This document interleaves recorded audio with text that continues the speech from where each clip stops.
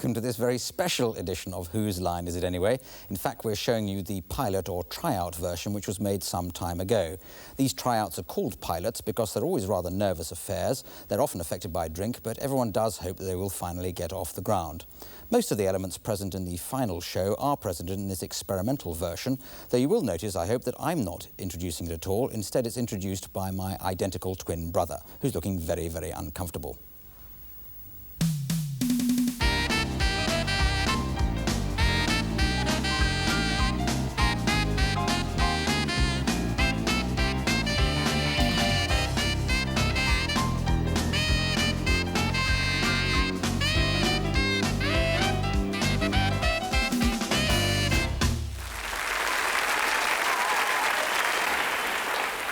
Hello and welcome to Whose Line Is It Anyway, the improvisation programme of the air. Now, extemporising their way through the games tonight, we have with us John Glover, who has a hand in many of the voices heard on Spitting Image. Then we have Jimmy Mulville from the hard-hitting, strong-talking late-night Who Dares Wins and the more cuddly situation comedy That's Love. We also have Josie Lawrence, a regular cabaret improviser with the Comedy Store Players, and you may also have seen her on Friday Night Live. And last but not most, we have the multi-talented actor, writer and all-round show-off, John Sessions. Oh, very good. Now, our first game is called Authors. In the moment, I'm going to get the studio audience here in the, in the studio to give us a suggestion for the title for a story, and I'm going to get John Glover to start telling that story, but in the style of an author whose style he's selected to come along and employ. And then, when I sound my buzzer, or bell, even the buzzers improvise on this programme. When I sound my bell, we'll go on to Jimmy Mulville, who'll continue the same story, but in the style of his author that he's come along with, and so on and so forth around the panel until we've heard the whole story. So first of all, let's find out from John Glover, who is your author? Whose style my author, Clive, will be Daniel Defoe. Daniel Defoe, jolly good. It's Robinson Crusoe country we're talking about. Indeed. And Jimmy Mulville, who's yours? I'll go for Alexander Solzhenitsyn. Oh, right. And are you going to do that original English or no, original Russian or the, or the original English, Clive? Yes, or the even more original. I should carry on if I were you. Even more original Hungarian might be interesting. He's Josie. marvellous, actually. He's very good. I'm going to go for Jackie Collins. Yes. Don't we? Somebody should. With a pickaxe. So we just pause in Jimmy's monologue. And who is the next author? John Sessions, your author. T.S. Eliot. T.S. Eliot. Jolly good. Well. The best-known anagram of toilets. Now, yeah. Can we have a suggestion for a story from the audience? Something like A Day in the Life of a Penny, I Was, Michael Grade's Wallet, something like that. Just a story like that? Anybody? Visit to the dentist. A visit to the dentist. Thank you very much. Well, that's going to be very good for Robinson Crusoe. There's a nasty moment. I won't get any suggestions at all. We'd have to have... Robinson Crusoe visits the dentist. This is going to be... It's a sequel. That's almost uncanny, that style of Defoe you got there. OK, John, my finger's on the bell, which is rather confusing. On you go, A Visit to the Dentist in the style of Daniel Defoe. June the 25th, 1717. Christmas Day.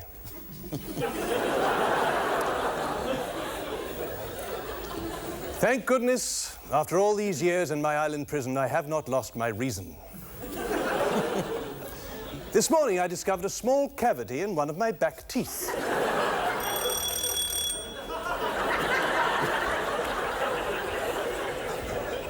A cavity where Ivan used to hide his potato. His potato he'd had for the past 10 years in the camp. The potato's name was Dennis. Dennis had a toothache.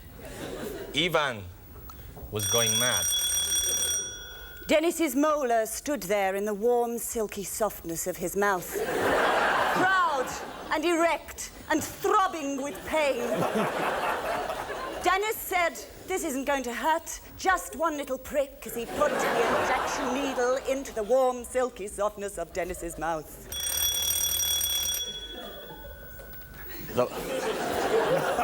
The mouth, soft and giving, giving and not giving, even those who are living and not living, in Hartlepool, Canning Town, and Kensal Green.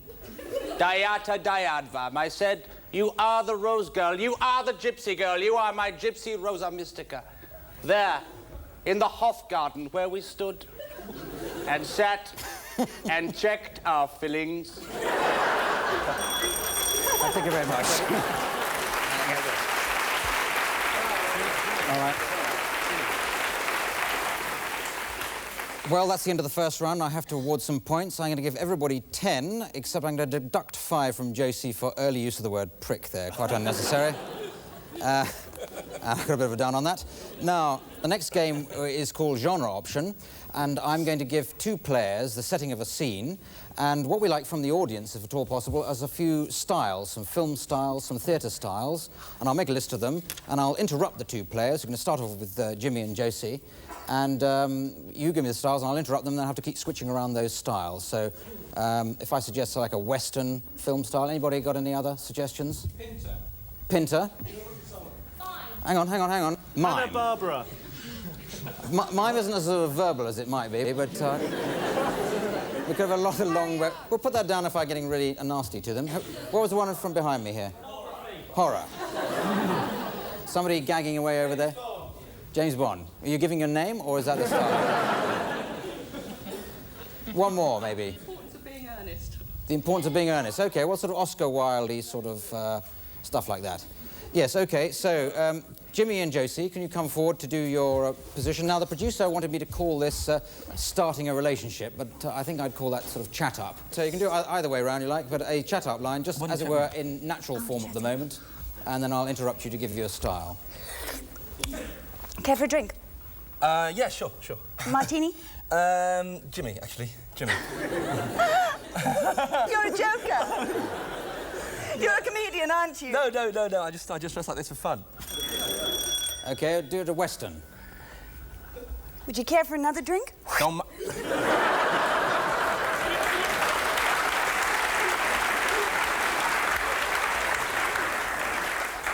mind if I do, Tex. We don't get strangers around you in this part very often. Tell me, what'd you say your name was again? I didn't. Pinter. Harold Pinter. Oh. I didn't say what my name was. My name, that is. I didn't say. I see. What's your name? Jill. Sinclair. Oh. Do you come here often, to the pub? I said the pub, do you come here? No, I don't. Much. Horror. Oh, my God! Do you come here often? Not very often. Put that down.